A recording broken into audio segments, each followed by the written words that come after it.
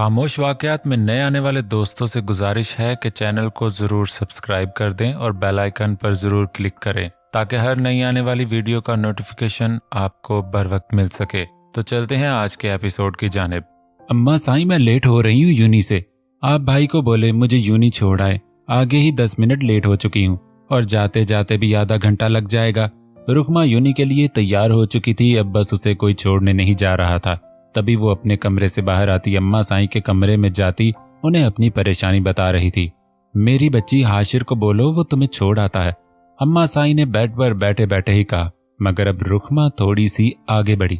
अम्मा साईं, हाशिर भाई मुझे कहीं भी नजर नहीं आ रहे, पता नहीं किधर है, और ऊपर से मैं लेट भी हो रही हूँ। आप कुछ करें, मैं आज यूनी से हरगिज छुट्टी नहीं करना चाहती, प्लीज अम्मा साईं, रुकमा ने बहुत मासूमियत से कहा। जबकि अब इस कमरे में हुरिया भी दाखिल हुई थी। उसने आज फिर से जीन्स और शर्ट पहनी हुई थी, मगर उसके बरअक्स रुकमा ने यूनी का सफेद लिबास पहना हुआ था। हुरिया को उन्होंने कई बार कहा अपना लिबास थोड़ा सा बदलो, मगर वो अमेरिका में रहती, अब इन चीजों की आदी हो चुकी थी। आप ही, क्या आपने हाशिर भाई को देखा है कहीं पर? रुकमा ने हुरिया से सीधा सवाल कर डाला, जिसका जवाब हुरिया के पास भी मौजूद नहीं था। नहीं तो क्यों, क्या हुआ है? घर छोड़कर भाग गया है? हुरिया ने मुस्कुराहट दबाई। आप ही, ऐसी बात नहीं है। दरअसल मुझे वो यूनी छोड़ने जाते हैं, मगर आज पता नहीं किधर गायब हो गए हैं। ओह अच्छा, मुझे तो लगा कि वो भी कोई काम अच्छे से नहीं करता, मगर ये भी ठीक है। हुरिया अम्मा साईं के पास आती बैठ जाती है, जबकि अब रुकमा नफी में सर को जुम्बिश देती दरवाजे की तरफ रुख करती है। मगर तभी हाशिर दरवाजा खोले अंदर दाखिल होता है। देखो रुकमा, भटका हुआ भूत वापस आ गया, अब इसे कहो कि तुम्हें यूनी छोड़ आए, हुरिया फौरन से बोली थी। जबकि उसकी बात हाशिर सुनता हैरान हुआ, क्योंकि वो अभी इस कमरे में दाखिल हुआ था, इसलिए उसे किसी बात का भी इल्म नहीं था। आप किधर गुम हो जाते हैं? कुछ पता भी है कि मुझे यूनी जाना होता है? आपकी वजह से आज मैं लेट हो गई हूँ, जल्दी करें। रुकमा कमरे से बाहर निकल चुकी थी, जबकि हाशिर एक नजर हुरिया पर डालता है, जो उसे आंखों के इशारे से बाहर का दरवाजा दिखा रही थी। देख लूंगा तुम्हें भी, अमेरिकन छिपकली ना हो तो, हाशिर दिल में बिड़बड़ाया था। मगर तभी वो अपनी मूंछों को बल देता बाहर निकल आया। मेरी प्यारी सी छोटी सी फर्मा बरदार बहन, तुम आज ड्राइवर के साथ चली जाओ, मुझे कुछ काम है प्लीज। रुकमा को हाशिर ने पीछे से आवाज देकर रोका था, जबकि वो अपना सफर अब गाड़ी की तरफ तय कर रही थी। और मैं इस बात की वजह जान सकती हूँ कि आप मुझे आज ड्राइवर के साथ क्यों जाने को कह रहे हैं, और इतनी मीठी जुबान कहाँ से इस्तेमाल कर रहे हैं? मुझे तो लगता है कि आपने रात को वाकई में कोई भूत चूत देख लिया है, जिसका असर आपके दिमाग और जुबान पर अच्छा खासा हुआ है। रुकमा ने अपनी बात की तस्दीक चाही, जबकि उसकी बातें हाशिर दांत पीसता सुन रहा था। मुझे किसी भूत चूत ने कुछ भी नहीं कहा, और ना ही मैंने उसे देखा है। वो तो बस खुद देखो, तुम्हारी बहन नई नई आई है वापस हवेली, तो मैंने सोचा कि इसको आज गाँव तो दिखा दूं, ताकि वो भी यहाँ पर आकर खुश हो। हाशिर ने अपनी राय पेश की, मगर उसकी बात सुनकर रुकमा की हंसी कंट्रोल से बाहर हो रही थी। ओह अच्छा, तो ये मामला है। मैं भी सोचूं कि आज हाशिर साईं कहीं भी नजर नहीं आ रहे, मगर खैर मैं चली जाऊंगी, मगर सिर्फ एक शर्त पर। रुकमा ने अपनी शर्त पेश की, मगर हाशिर शर्त लफ्ज सुनता ही हैरान हो जाता है। क्या शर्त है, बोलो। ओके, 5,000 दें, अभी काफी दिन हो चुके हैं मेरे हाथों से खारिज नहीं जा रही थी। मुझे क्या पता था मेरे प्यारे से भाई के बरकतों वाले पैसे आने वाले हैं। खैर, अलबत्ता पैसे दे। हाशिर का तो मुंह ही खुल गया था। 5,000 रुपयों की शर्त सुनकर तभी वो जल्दी से उसे बंद करता है। पागल हो गई हो, इतनी बड़ी रकम, कुछ तो कम करो। नहीं देने हैं तो अभी दें, वरना मैं जा रही हूँ अम्मा साईं को बताने कि आपके लाडले बेटे ने मुझे यूनी नहीं छोड़ने जाना, बल्कि हुरिया आपी को पूरा गाँव दिखाना है। मैं तो चली। रुकमा अपना रुख हवेली के अंदर करती ही है कि हाशिर उसे पीछे से आवाज देता कदमों को रोकता है। अच्छा ठीक है, देता हूँ, मुझे पता है कि तुम बहुत ही भूखी हो। हाशिर अपनी कमीज की पॉकेट से बटवा निकालता एक नोट बाहर लाता, उसे रुकमा के सामने करता है, जिसे देखती रुकमा अपने पेट पर दोनों हाथ बांधती है। ये क्या है, सिर्फ 1,000? इसे मेरा कुछ काम भी नहीं चलेगा, और आज के दौर में इसकी कोई फोटो भी नहीं खींचता, फिर आप मुझे क्यों दे रहे हैं? मैं पूरे 5,000 ही लूंगी, वरना। रुकमा दोबारा से उसे धमकी दे रही थी, जिसे सुनता हाशिर फौरन से अपने बटवे से एक करारा नया ताजा नोट पूरे 5,000 का रुकमा के आगे पेश करता है। जिसे पहले तो रुकमा आंखें फाड़ कर देखती है, मगर फिर तभी आगे बढ़कर फौरन से पकड़ती है। थैंक्स भाई, अल्लाह आपको और दें ताकि आप मुझे देते रहें। अब जाएं जल्दी से, आप ही आपका इंतजार कर रही होगी। हाँ हाँ जा रहा हूँ, मगर तुम भी अपना ख्याल रखना, बाकी छुट्टी टाइम में खुद आ जाऊंगा तुम्हें लेने, इसलिए अब जाओ। हाशिर गाड़ी का दरवाजा खोलता रुकमा को अंदर बिठाता है, जबकि अब वो ड्राइवर को अच्छे से नसीहत दे रहा था। हाशिर गाड़ी का दरवाजा बंद करता वहीं खड़ा रहा, जबकि अब गाड़ी वहां से चली गई। अब आएगा मजा, मैं भी देखता हूँ कि तुम्हें मुझसे कौन बचाता है, अमेरिकन छिपकली। हाशिर अपनी ही कहीं बातों पर खिलकर हंसा था। रुकमा कल क्यों नहीं आई थी यूनी? तुम्हें पता भी है मैंने तुम्हारा कितना इंतजार किया था, मगर तुम फिर भी नहीं आई। और ऊपर से तुमने ना तो कोई मुझे मैसेज किया और ना ही कोई कॉल। यार इंसान हो, कोई पत्थर नहीं कि सह जाऊंगा तुम्हारी जुदाई, और तुम हो कि अभी भी लेट आई हो। तुम्हें अच्छे से पता है कि मुझे तुम्हारा लेट आना बिल्कुल भी पसंद नहीं है। नहीं होता मुझसे तुम्हारा इंतजार, नहीं आता चैन इस दिल को तुम्हें देखे बगैर। हैदर रुकमा के पीछे पीछे चल रहा था, जो अपना रुख अपनी क्लास की तरफ करती है, क्योंकि वो उसकी बातों से तंग आ चुकी थी। जब से यूनी आई थी तब से हैदर ने एक ही रट लगाई हुई थी कि कल क्यों नहीं आई। वो उसे इग्नोर करती, मगर तभी हैदर आगे से उसका रास्ता काटता है। मैं तुमसे बात कर रहा हूँ रुकमा, और तुम हो कि मुझे इग्नोर कर रही हो। मैं जान सकता हूँ इतनी बेजारी किस चीज पर, नाराज तो मुझे होना चाहिए तुमसे, मगर तुम हो कि खुद होकर बैठी हो। हैदर थोड़ा सा आगे कदम रखता है, तभी रुकमा उसकी आंखों में देखती है। कहा तो था कि आप ही ने आना है। वापिस इसलिए मैं नहीं आ सकती हूँ यूनी, मगर लगता है तुम्हारा दिमाग कुछ जरूरत से ज्यादा ही कम है, इसलिए सुनी बातें भूल जाते हो। मगर प्लीज अभी के लिए मेरा रास्ता छोड़ो। रुकमा अपने कदमों का रुख दूसरी तरफ करती है, जबकि अब हैदर दोबारा से उसके आगे आ जाता है, मगर इस बार वो 3 कदम आगे बढ़ा था। बहुत अच्छे से याद रहती है मुझे बातें, और तुम्हारी तो मेरे दिल पर किसी लकीर की तरह दफन हुई पड़ी है। खैर छोड़ो, मुझसे प्रॉमिस करो कि आज के बाद लेट नहीं आओगी। हैदर अपना हाथ आगे बढ़ाता है, जबकि रुकमा एक नजर उसके हाथ पर फिर उसके चेहरे पर डालती है। क्या तुम पागल हो गए हो?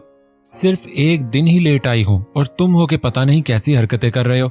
कभी कभी तो मुझे तुम्हारी बातों और हरकतों से डर लगता है। हैदर अपना हाथ पीछे करता अब 2 कदम और आगे बढ़ा। इन दोनों में सिर्फ 1 कदम के फासले ने रुकावट डाली हुई थी। रुकमा को उसके इस तरह से आगे आने पर डर लग रहा था, क्योंकि ये यूनिवर्सिटी का माहौल था और यहाँ पर इरज भी पड़ती थी, इसलिए रुकमा तभी फौरन से बात बदलती है। ओके फाइन, ठीक है, आज के बाद कभी लेट नहीं आऊंगी। अब खुश? हैदर चेहरे पर मुस्कुराहट लाता है। ठीक है, मगर अगर तुमने अपना प्रॉमिस भूला तो एक बात याद रखना, मैं तुम्हारी हवेली आ जाऊंगा तुम्हें लेने और अपने साथ लाऊंगा। और मैं किसी से भी नहीं डरता, तुम्हारी अम्मा साईं से तो बिल्कुल भी नहीं।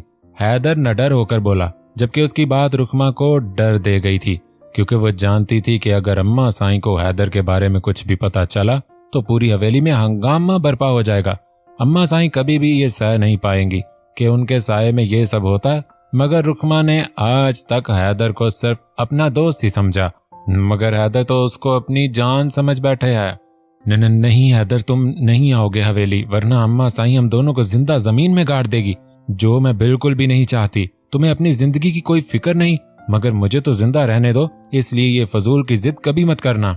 अब चलो, क्लास में आगे ही लेट हो चुकी हूँ। रुकमा अपनी बात मुकम्मल करती वहां से चली गई, जबकि हैदर अपने बैग को कंधे से थोड़ा सा ऊपर करता उसके पीछे पीछे चलता है।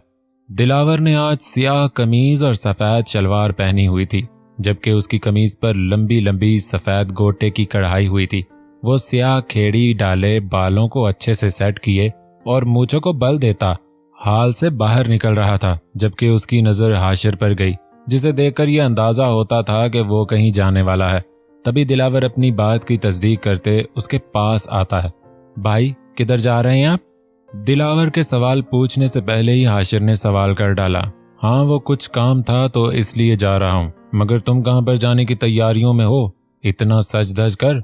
हाशिर के पहने कपड़ों पर एक नजर डालता दिलावर आंख उठाता पूछता है। ये बात तो आम थी कि हवेली में सभी सज धज कर रहते थे, मगर हाशिर आज कुछ जरूरत से ज्यादा ही तैयार होकर खड़ा था। क्या भाई आप मुझ पर शक कर रहे हैं? मुझ मासूम पर, जिसने आज तक किसी लड़की को अपनी दोस्त तक नहीं बनाया? आप बदल गए हैं भाई। वैसे शक तो मुझे करना चाहिए आप पर, कि किसकी नजरों का जादू शहर चढ़ बोल रहा है। दिलावर को हाशिर की बातें किसी सुई की तरह चुभ रही थी। न जाने वो एक ही लम्हे में उसको क्या कुछ सुना गया था। तभी दिलावर उसकी बात का कोई जवाब देता, तभी हुरिया वहां आ पहुंची, जिसे देखता हाशिर नजरें हटा न सका। शक्की शक्की नजरों से देखोगे तो अम्मा साईं तक भी बात पहुंच जाएगी। हवेली में मुलाजिम कुछ ज्यादा ही है, इनसे बचकर रहो। ऐसा ना हो कि इन नजरों का अजाला तुम्हें घर के काम करके चुकाना पड़े। दिलावर हाशिर की नजरों को नोट करता उसके कंधे पर हाथ रखकर 3 दफा तपतपाता है, जबकि हाशिर उसकी बातों को समझता गला तर करता है।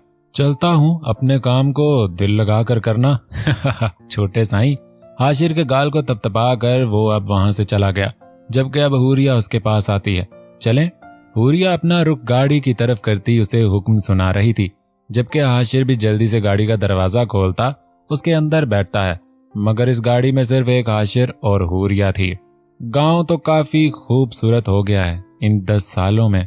मुझे तो देखकर यकीन ही नहीं आ रहा कि जब मैं लास्ट टाइम यहाँ पर आई थी तब बहुत कम आबादी थी, मगर अब फसलें और लोग काफी हो चुके हैं।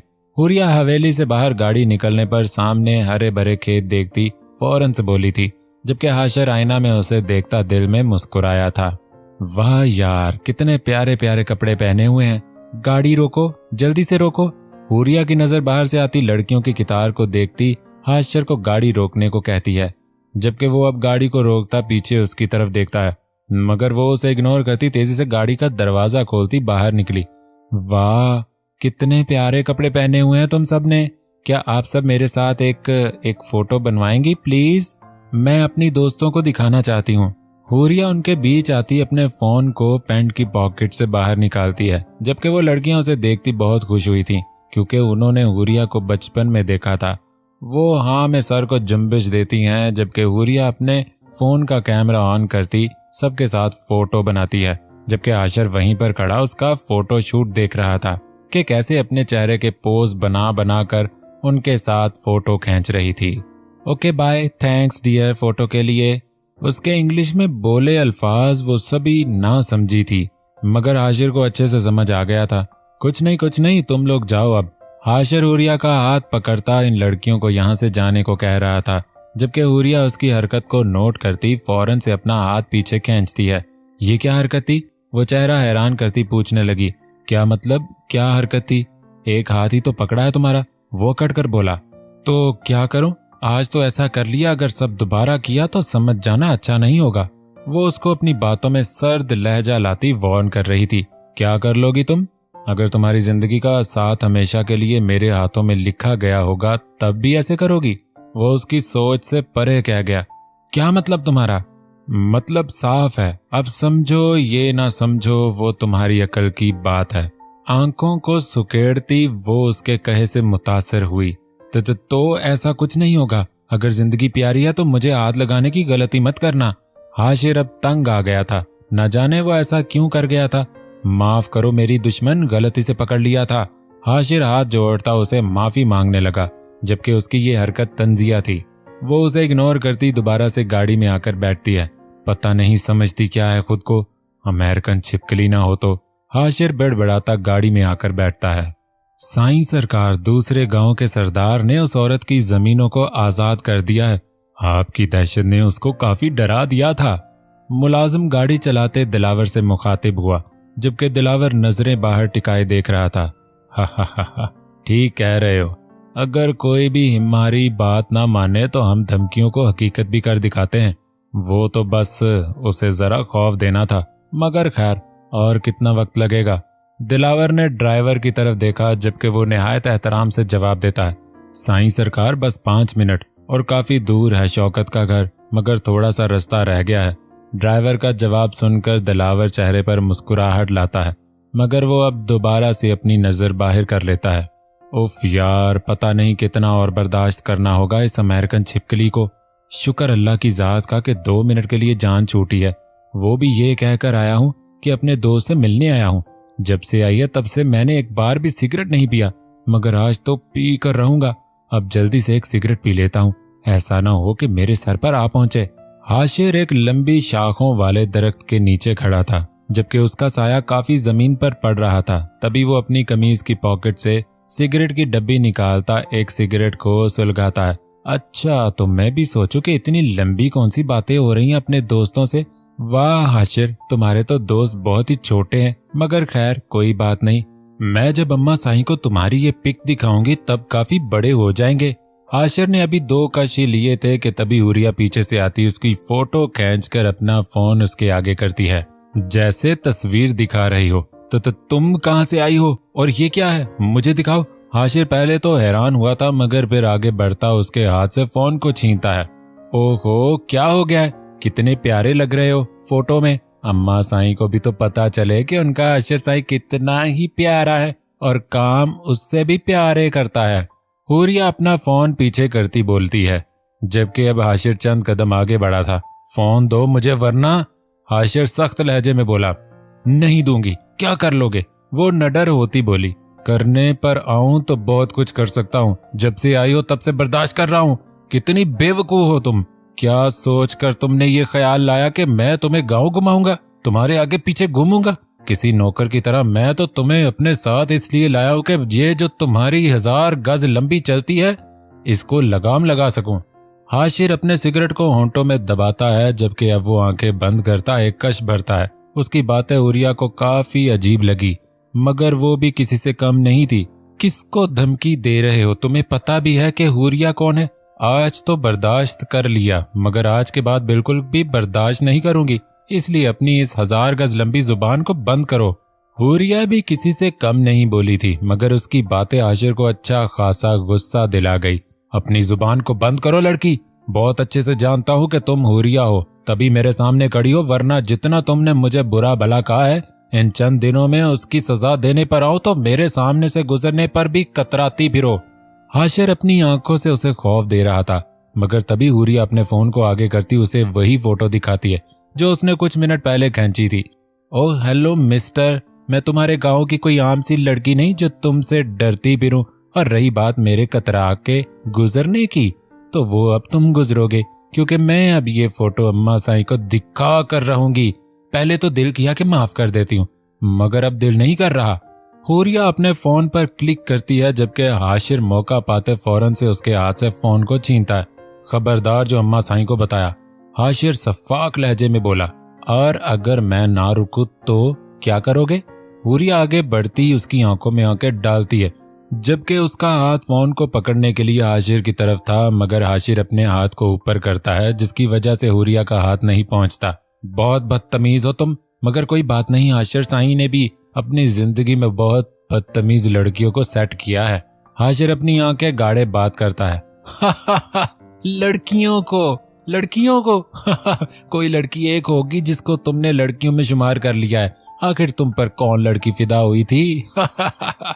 हुरिया अपने पेट पर हाथ रखती हंसी थी, जबकि हाशिर हैरान खड़ा था। तुम वाकई में पागल हो, मैंने ऐसी कौन सी बात की है जिस पर तुम्हारे दांत बाहर निकल आए हैं। नहीं, दांत नहीं बल्कि पेट भी। हुरिया पागलों की तरह हंस रही थी, जबकि हाशिर की बर्दाश्त से बाहर हो रहा था। तभी वो उसको कंधों से पकड़ता अपनी तरफ खींचता है, मगर इस हमला का हुरिया को कुछ भी इल्म नहीं था। तभी वो सीधी उसकी आंखों की तपश में गिरी। चुप, खबरदार जो अब मुझे तुम्हारे दांत नजर आए, वरना। हुरिया की निकली बतीसियां हाशिर को जहर लगी। तभी वो अपने दांतों को होंठों में छुपाती है। गुड, अब अगर अम्मा साईं को कुछ भी बताया तो अच्छा नहीं होगा। काटो इस फोटो को। हाशिर हुरिया के सामने फोन करता है, जबकि वो एक नजर उसके चेहरे पर डालती फोन को थामती है। नहीं काटूंगी, और अब तो मैं अम्मा साईं को नहीं बल्कि सबको दिखाऊंगी, बल्कि इतना अच्छा काम मैं दिलावर भाई से ही शुरू करती हूँ। हुरिया दिलावर का नंबर निकालती अभी फोटो को सेंड ही करने लगती है कि हाशिर फौरन से बोल पड़ा, नहीं तुम ऐसा नहीं करोगी, प्लीज मेरी बात मान जाओ। हाशिर जो अभी कुछ देर पहले शेर बना फिर रहा था, अब किसी लूमड़ की तरह शेरनी के तरले कर रहा था, जो इस शेरनी को काफी लुत्फ दे रहा था, क्योंकि वो अम्मा साईं से ज्यादा दिलावर से डरता था। उसने तो नासमझी में फोन हुरिया को दिया था कि वो अब थोड़ा सा तो डरेगी, मगर वो तो अब खुद फंस गया था। ठीक है, मगर एक शर्त पर। हुरिया ने अपना मुद्दा रखा। क्या है, बोलो। पैसे ही चाहिए होंगे, रुको मैं देता हूँ। हाशिर अपने बटुए से पैसे निकालता है कि शायद हुरिया ने पैसों की शर्त रखी हो, मगर ऐसा कुछ नहीं था। मुझे कोई पैसे वैसे नहीं चाहिए, बल्कि कुछ और चाहिए। हाँ, वो देख रहे हो क्या है उधर? हुरिया हाशिर के पीछे इशारा करती है, जबकि अब हाशिर भी गर्दन मोड़कर देखता है। क्या तुम अब मुर्गियों को पाल रही हो? वैसे तुम पर यह काम बहुत सूट करेगा। हाशिर अपनी बात पर हंसता है, मगर उसके मुकाबले कही गई बात पर उसकी हंसी किसी मच्छर की तरह उड़ी। So funny. मुझे वो चाहिए जो तुम अभी लाकर दोगे, इसलिए इसको जाकर पकड़ो और मेरे फोन से फोटो को डिलीट पाओ, वरना मैं जा रही हूँ दिलावर भाई के पास। हुरिया अपना रुख दूसरी तरफ करती है, जबकि हाशिर उसका बाजू पकड़ता उसे रोकता है। क्या मैं तुम्हें मुर्गी पकड़ने वाला नजर आता हूँ? नहीं पकड़ूंगा तो तुम कुछ और बताओ। हाशिर अपना मामला पेश कर देता है, जबकि हुरिया उसका हाथ अपने बाजू से हटाती है। मैंने आगे भी बोला था कि मेरा हाथ मत पकड़ना, मगर तुम्हें मेरी बात समझ में नहीं आती। मगर खैर कोई बात नहीं, मैं तुम पर तरस खा ही लेती हूँ, इसलिए अब जाओ और उसको पकड़ो, वरना मैं तो चली। हुरिया दोबारा से अपना रुख दूसरी तरफ करती है, जबकि पहले तो हाशिर उसका बाजू पकड़ता है, मगर तभी कुछ सोचते छोड़ देता है। अच्छा ठीक है, पकड़ कर लाता हूँ। हाशिर अपनी बात कहकर वहां से चला गया, जबकि हुरिया उसकी कमर को देखती अपने दांतों को हंसी से रोकती है। हाशिर अब एक खेत की तरफ जा रहा था। हाय मेरी प्यारी सी मुर्गी, देखो आज तुमसे मिलने हाशिर साईं आया है। प्लीज मेरे पास आ जाओ मेरी प्यारी मुर्गी, ताकि मैं तुम्हें अपने साथ ले जाऊं। हाशिर मुर्गी से बातें करता उसे पकड़ता है, मगर वो उसके हाथ नहीं आती। क्या यार, तुम तो इतनी अच्छी हो, फिर क्यों मुझे शर्मिंदा कर रही हो? देखो हमारी हवेली में एक बहुत ही हैंडसम नौजवान मुर्गा है, तुम कहोगी तो तुम्हारी बात चला दूंगा, मगर अभी के लिए मेरे हाथ आ जाओ। हाशिर उसके पीछे पीछे चक्कर लगा रहा था, जबकि हुरिया की हंसी कंट्रोल से बाहर थी। ओ फल्ला जी, एक बार मेरे लग जा तो हाथ। प्यारी सी मुर्गी ना तंग कर मुझे, मैं तुझे ले चलूं अपने साथ। प्यारी सी मुर्गी ना तंग कर मुझे। हाशिर ऊंची आवाज में बोले जा रहा था कि तभी उसका पांव फिसला और वो जमीन पर जा गिरा। क्या मुसीबत है यार, एक तो ये मुर्गी और ऊपर से अमेरिकन छिपकली, दोनों ही। कहाँ फंस गया हूँ यार। हाशिर अपने हाथों की तरफ देखता है जो मिट्टी से रंग चुके थे। वो तो उसे सजा देने आया था, मगर अब हुरिया ही उस पर भारी पड़ चुकी थी। हुरिया हाशिर को गिरते देखकर उसके पास आती है, क्योंकि अब मजाक मजाक में हाशिर को चोट लग चुकी थी। सॉरी, कहीं लगी तो नहीं? उठो। हुरिया अपने अमल पर शर्मिंदा होती अपना हाथ आगे बढ़ाती है, जबकि हाशिर के माथे पर गिरे बाल वो पोंक से सीधा करते अपने हाथ आगे बढ़ाता है, जिसे हुरिया फौरन से थाम लेती है। सॉरी हाशिर साईं। उसके कहे गए ये लफ्ज हाशिर के दिल पे वार किए, न जाने कितनी दिलकश आवाज ने भा लिया उसके कानों को। ठीक हूं मैं। वो आगे बढ़ता हाथ मजबूती से थामे उठ खड़ा हुआ, जबकि अपनी कमीज की साइडों को झाड़े वो हाथों पर हाथ रखकर झाड़ता है। हुरिया बड़े ही गौर से देखे जाए, दिल को कितना आसान लग रहा था उस चेहरे को देखना। आज से पहले उसने हाशिर को इतने गौर से नहीं देखा था। स्याह रंग भवों आंखें, सफेद रंगत, लंबी चौड़ी मुशाहबत, माथे पर आते बालों को वो अपने हाथों से पीछे करता एक नजर हुरिया पर डालता है, जो उसे ही तके जा रही थी। खैर सब।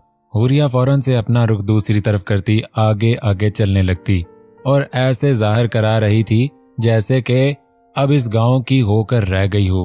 हाशिर भी एक तरफा मुस्कुराहट लाए उसके साथ साथ चलने लगा, मगर वो अब हाथों के इशारे से उसको अपने जमीनों को दिखा रहा था। दोनों के बाल हवाओं में संभल नहीं रहे थे। हुरिया इस हरे भरे खेतों को देखती हाशिर से नजर हटा चुकी थी।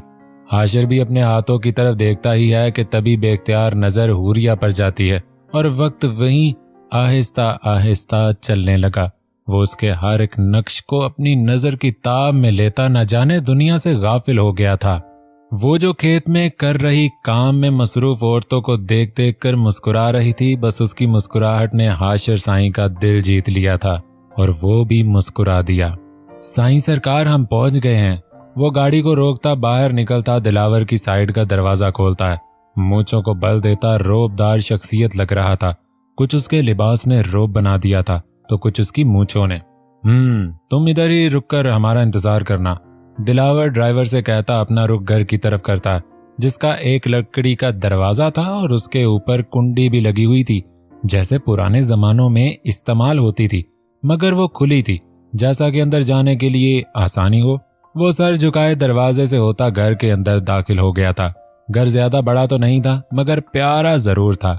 सामने 2 कमरे ही थे, एक बनेरा था जिसकी साइडों पर गुलदान पड़े थे और उसके नीचे एक और कमरा था जो शायद किचन की तरह नजर समझा जा सकता था। बाहर 2 चारपाइयां थीं जिन पर बिस्तर था।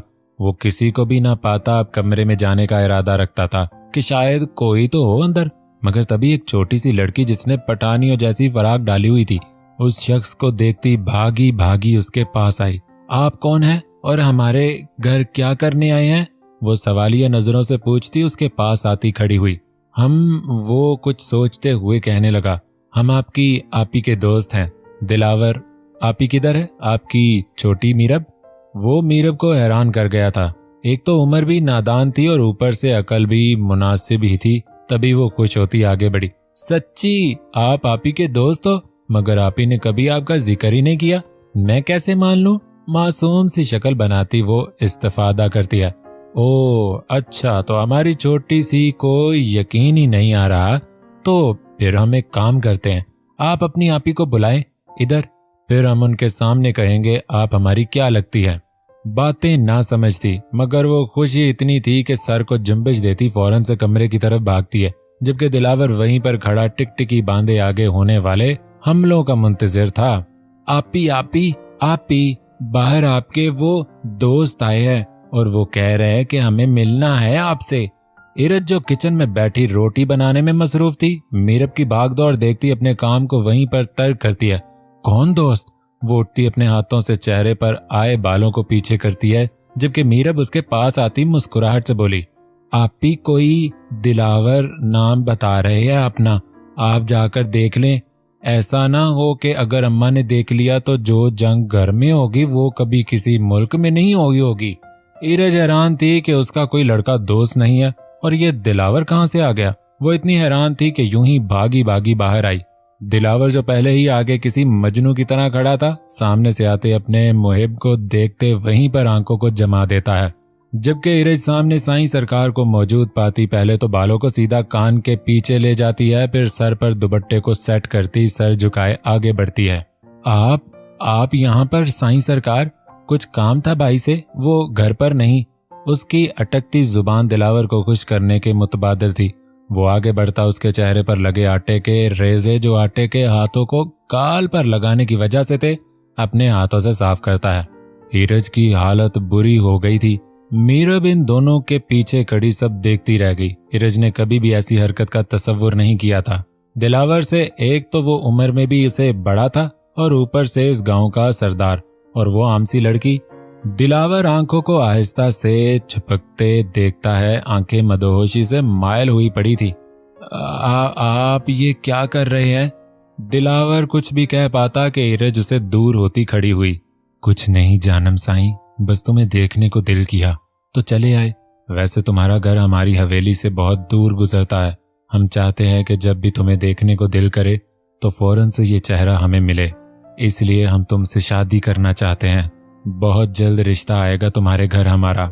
इरज की हैरानगी की कोई हद ना थी कि वो क्या एक दिन में ही उसका दीवाना हो गया था, और जो पिछले कई सालों से उसे मोहब्बत करता था वो उसके साथ क्या बेवफाई कर देती। साईं सरकार, मैंने हमेशा आपको अपना बड़ा भाई समझा है और मेरा रिश्ता भी तय हो चुका है ताहर से। इरज से आगे कुछ भी बोलती कि तभी ताहर घर के अंदर दाखिल होता इरज को पुकार रहा था। दिलावर की आंखों में तपश आ गई थी उसके मुंह से भाई लफ्ज सुनकर। वो उसके बारे में क्या ख्याल रखता था, और वो, साईं सरकार आप यहाँ पर सब खैरियत? ताहर सामने दिलावर को देखता इन दोनों के पास आया, जबकि इन दोनों में सिर्फ इतना फासला था कि कोई भी ना समझ इस वक्त कुछ भी समझ जाता। साईं सरकार आप आज हमारे घर पर आए हैं, सब खैरियत? हमारे लायक कोई काम हो तो बताइए। नहीं, कोई काम नहीं छोटे, वो बस इंतजाम से कुछ काम था, मगर वो हम बाद में उससे बात करेंगे, अब हम चलते हैं। दिलावर इरज की तरफ देखकर मूंछों को बल देता, जबकि इरज ने मुश्किल से एक नजर उसकी तरफ देखा था, मगर तभी वो खुद को बचाती आंखों को दूसरी तरफ करती है। साईं सरकार कुछ खाकर जाएं, ऐसे थोड़ी न जाने देंगे आपको। हमारे पूरे गांव के सरदार हैं, हमारे लिए इतना सब कुछ करते हैं, क्या हम नहीं कर सकते आपके लिए?